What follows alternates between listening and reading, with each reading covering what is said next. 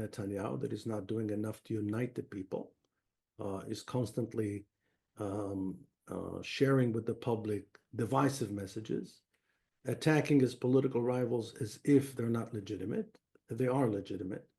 And it's a binary view of reality. So unity would be the first thing.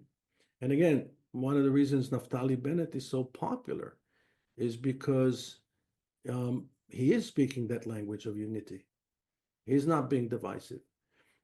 So that's the first thing that draws people to the center. The second thing is people are tired of talking and dealing with the Palestinian issue. People want the Israeli society to begin a process of internal healing from the inside. And one of the things that divided Israelis in recent years was the attempt of this government, the last several years, to undermine the independence of the judicial branch of the Israeli system. And people, again, regardless of where you stand on this issue, people just want to see the government involved actively and proactively in the healing of the rifts within Israeli society itself. And then obviously people care about, quality of life issues. They want to have better health. They want to know that their tax money is being spent in the places where it should be spent. When people read headlines about the reckless handling of the budget and the really outrageous agreements with the ultra-Orthodox parties, then makes people angry, including myself. I get angry when I see this. They don't serve in the army, and they're being given a disproportionately high number, a large portion of the budget. Totally unfair, and Israelis are fed up with that. So, but with regards to this situation specifically, what does the solution look like? Is there, are you There's a nothing to supporter? resolve. Okay. There's nothing to resolve. That's the way the Israeli system is designed. Many people expressed dissatisfaction with the Israeli system over the years, and there were many, many attempts to change the system. Say, we need a presidential system, we need this, we need that, we need a constitution. Maybe a constitution is a good idea. I don't see how we reach an agreement over a constitution. Well, And so, sorry again to cut you off, but the Constitution, the way it was explained to me, the lack of Constitution is because Israel is constantly in a state of defense. So if you have a Constitution, it's kind of harder for the military to, decide. no, it has nothing to do with it. The So what is reason why it? that we didn't have a constitution is because Ben Gurion at the time had bigger fish to fry. You have to understand when the state of Israel was founded.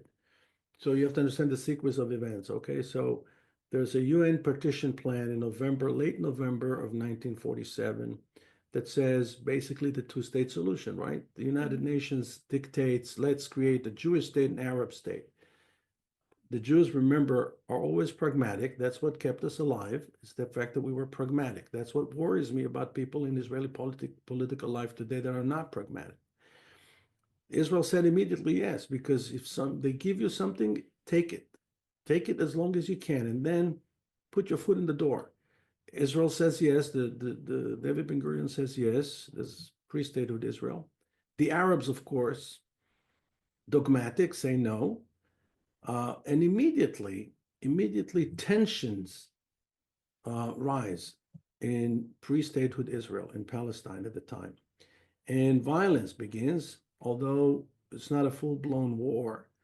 But Ben Gurion knows that he has about 6 months to prepare for the war, because once the British mandate ends, and that was the implication really, then he was fully aware of the fact that the Arabs are going to attack.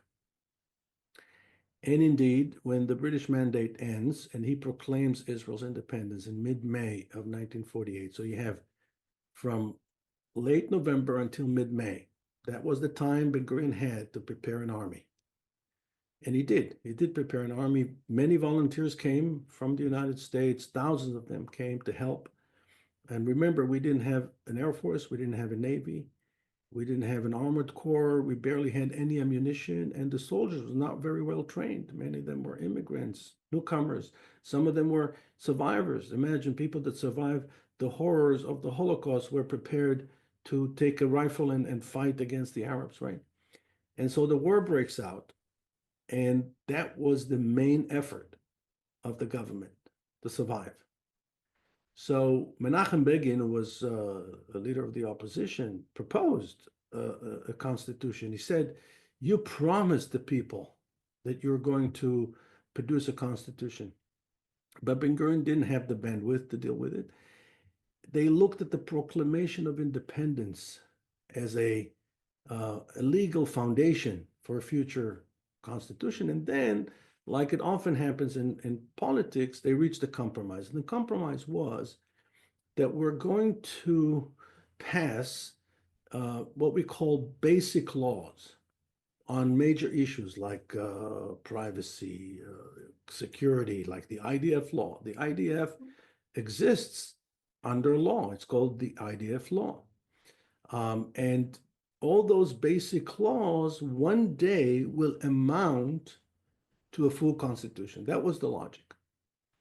And we are, if you may, in the middle of that process.